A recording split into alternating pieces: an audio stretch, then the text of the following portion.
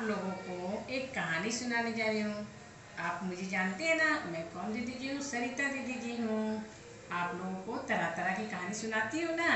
आज मैं फिर एक कहानी सुनाने जा रही हूँ। आप सभी भैया बहन उस कहानी को अच्छे से देखेंगे और सुनेंगे और फिर कहानी को बताएंगे कि कहानी में आपने किसको किसको देखा था। ठीक है, चलिए अब से कहानी शुरू होती है। तो एक जंगल में दो जानवर रहते थे। एक हाथी जिसका नाम नंदू था। नंदू था। एक खरगोश जिसका नाम चीकू था। हाथी और चीकू दोनों मित्र थे। दोनों मित्र थे। दोनों साथ साथ रहते थे। साथ साथ में रहते थे। साथ में खाते थे। साथ में खेलते थे। दोनों में बहुत दोस्ती थी। दोनों एक दिन जंगल में घूम रहे थे। चीकू चीकू, चलो भूख लगी है, चलो कुछ खाते हैं। चलो देखो यहाँ पर बहुत सुंदर पेड़ है, उस पर कुछ फल है, पत्ते हैं। चलो ताजे ताजे पत्ते हैं। ठीक है, चलो चलो। दोनों पेड़ के ऊपर चढ़कर पत्ते और फल खाने लगते हैं। उसके बाद फिर उतरते हैं और नंदू कहता है कि चीकू, जानते हो बहुत सारा खेल तो हम लोग पहले भी बहुत खेल चुके हैं, लेकिन अब हम लोगों को एक नया खेल खेलना चाहिए। कुछ नया खेल खेलते हैं। पुराना खेल इस बार नहीं खेलेंगे। तो चीकू बोलता ठीक है, चलो हम लोग नया खेल खेलेंगे। तो कल खेलते हैं लोग, ठीक है। तो फिर दूसरे दिन चीकू और नंदू जंगल में आते हैं और नंदू चीकू से कहता है, चीकू सुनो, आज हम लोग खेल खेलेंगे।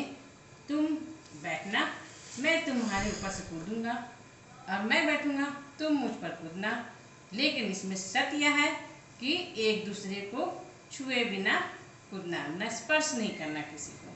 बिना स्पर्श को एक दूसरे के ऊपर से कूदना है, ठीक है। तो चीकू बोलता है ठीक है। बेचारा चीकू सोचने लगता है कि ये तो दोस्त है, अब दोस्ती निभानी ही पड़ेगी, मित्रता तो करनी ही पड़ेगी, इसलिए चलो खेलते हैं, देखा जाएगा जो होगा। तो इस तरह से नंदू बोलता है पहले मैं बैठता हूँ, तुम मुझ पर कूदना। तो नंदू आकर बैठ जाता है। बैठ जाता, उधर से चीकू दौड़े दौड़े आता है और बिना नंदू को स्पर्श किए हुए कूद जाता है। उसके बाद नंदू कहता है ठीक है चीकू, तुम तो कूद गए, अब मेरी बारी, अब तुम बैठो, मैं तुम पर कूदूंगा। तो नंदू तैयार होता है दौड़ने के लिए और चीकू बैठ जाता है। जैसे ही नंदू दौड़ता है कूदने के लिए, उसी समय जोर शोर से आंधी चलने लगती है और पेड़ से नारियल गिरने लगते हैं।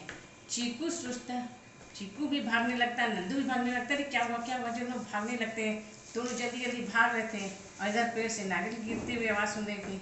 दोनों गिरते जा रहे थे और नारियल गिरते जा रहा था। तो उसी समय चीकू सोचता है, अरे भाई मैं तो आज बच गया, आज नहीं तो अगर नंदू मेरे ऊपर कूदता तो मेरी तो जान ही चल जाती, मेरी तो चटनी ही बन जाती, मेरी चटनी बन जाती। आज तो मैं बच गया हूँ। चलो धन्यवाद नारियल, आपके चलते मेरी जान बच गई। तो इस कहानी से हमें यह शिक्षा मिलती है कि दोस्ती सभी से करनी चाहिए, मित्रता सभी से करनी चाहिए, लेकिन ऐसा खेल नहीं खेलना चाहिए जिससे आपको हानि होती है। धन्यवाद भैया बहन।